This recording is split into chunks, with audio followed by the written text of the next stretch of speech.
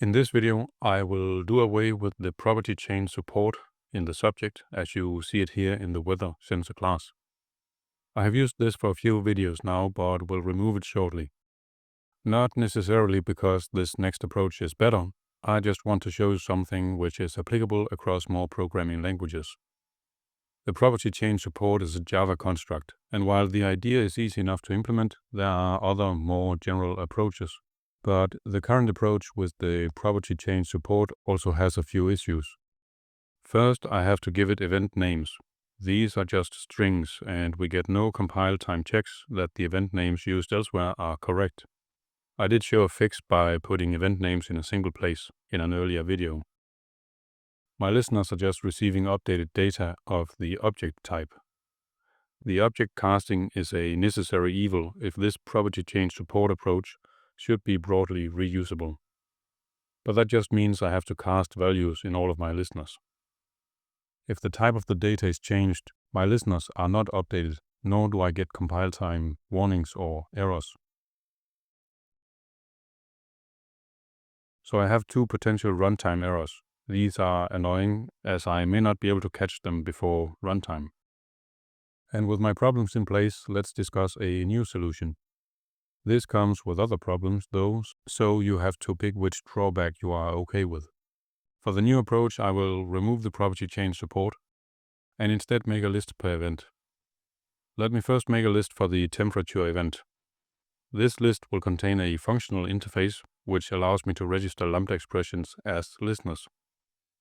Here I use the consumer interface. It exists in Java already. It has a single method, accept, which takes a single argument. So I have to declare the type of that argument as type parameter for the consumer, like this. The temperature is of type integer. I call the field onTemperatureChange, assign it to a new list. I will also make the field public and final. This allows easier access. You may still benefit from having dedicated add and remove listener methods, just like before, but you would have to either provide some input for event type to figure out which list to add the listener to, or have add and remove methods per event type. That becomes bloated. I will just cheat a bit and keep the field public. I must also declare lists for the other event types. So here is the list for all humidity listeners, and one for all wind speed listeners, and finally a list for the wind direction listeners. Next, let me just remove the for add and remove listener methods down below. Now, I obviously have errors further down where the property change support is still used, but the field is removed now. I just need to update each of them. I will do the temperature first. I have to loop through the list of listeners or consumers and call the accept method with the argument. That's fine. I, however, prefer to use the for each method on the list. I just find it a bit cleaner.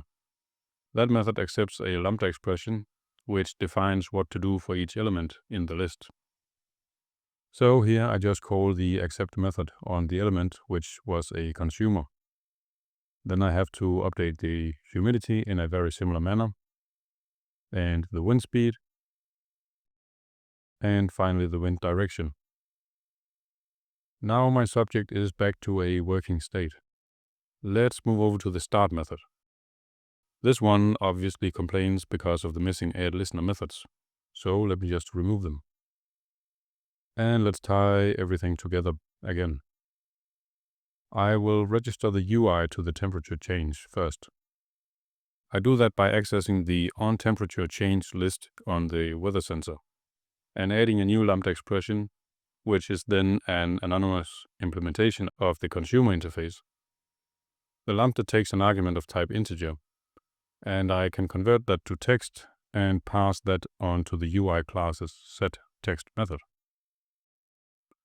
Then the temperature alert is registered, and the sensor log must also react to temperature changes. Furthermore, the sensor log should also react to the other events from the weather sensor, so let me just add lambdas to those lists as well. And that should be it. And here we see a bunch of yellow underlines. That's IntelliJ telling me I can swap out the lambda expression with a method reference. I will just change one so you can see it. So let's run it. I get my temperature, I get my pop-up for the alert, and the log file has data in it. That seems to work. Okay, let's recap what we have achieved here. It is now very clear which events my subject can fire. I can clearly see a list per event. It is also clear how to register a listener without depending on some string event name matching and hoping you don't misspell it. And if I change the type of the data, say from integer to string, it is also clear what kind of problems that will cause, because the compiler now tells me where things break.